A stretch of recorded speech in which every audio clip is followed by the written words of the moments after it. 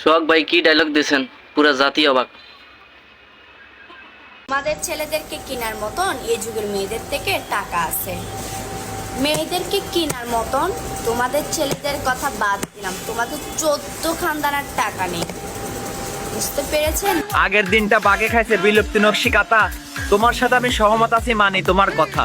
ছেলেদের থেকে অনেক উন্নত বর্তমানের মেয়ে, কারণ তারা পথ ভাড়া দেয় কক্সবাজারে গিয়ে ধরো নিত্য নতুন নাং, ছোট গর্ত ভাড়া দিয়ে বানায় ফেলছো গাং।